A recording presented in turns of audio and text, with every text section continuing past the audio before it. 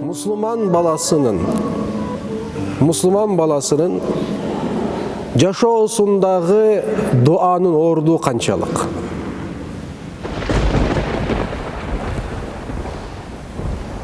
Ошол суроону түшүнүү үчүн,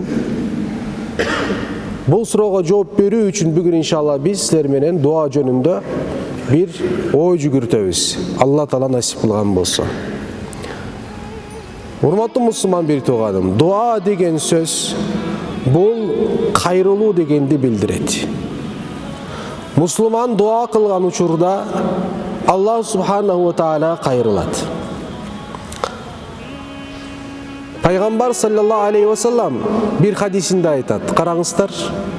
Ад-дуау муххул ибада. Дуа бул ибадаттын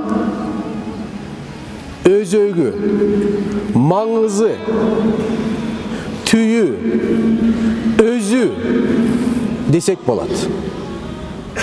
Караңыздар. Ибадатка эмне кирет? 5 убакыт намазыбыз кирет. Ибадат болуп эсептелет. Парз. Анын жанында сүннөттөр бар.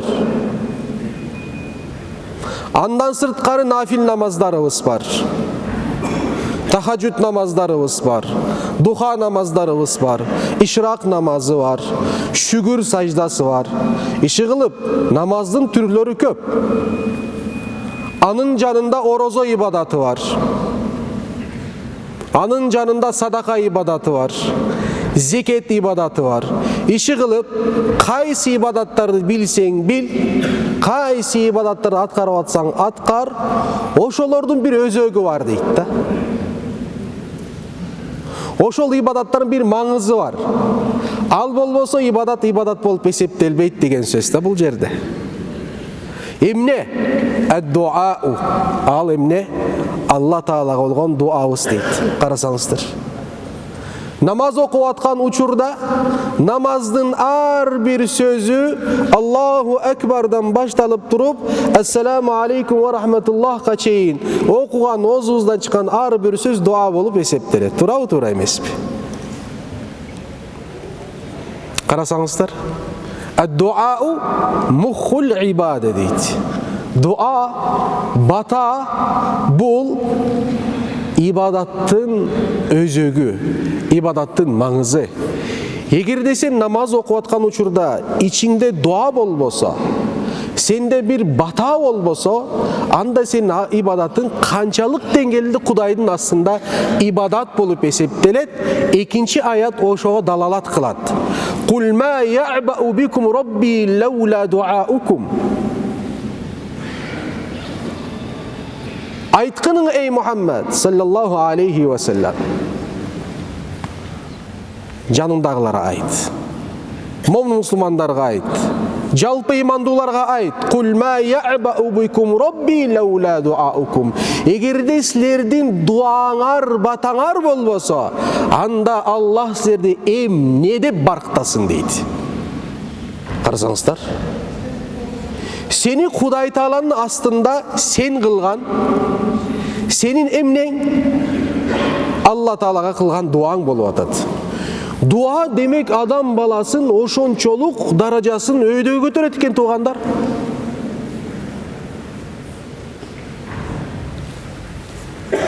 Карасаңыздар. Дуаны биз намазга байланыштырдык, карасаңыздар. Ибадат дедик, ибадаттын өзөгү дедик. Экинчи аятта айтып атат Аллах субханаху ва таала, эгерде силердин дуаңар болбосо, Кудай Таала силерди эмне деп барктасын деген экинчи аят болуп атат. Бул дуанын маанисин кайра күчөтүп атат биздин көзүбүздө. Анда суроо эмнеге ошончолук дегенде, себеби дуа бул адам баласынын Кудай Таала карата болгон алсыздыгын ачык айкын билдирүүсү болуп эсептелет.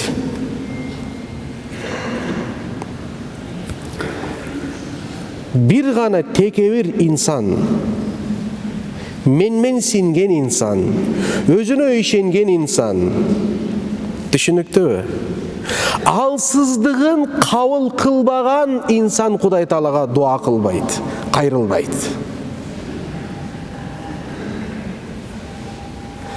Кудай Таала ким кайрылат? Өзүнүн алсыздыгын таанып билген. Мен Алла Таалам эгерде каалабаса,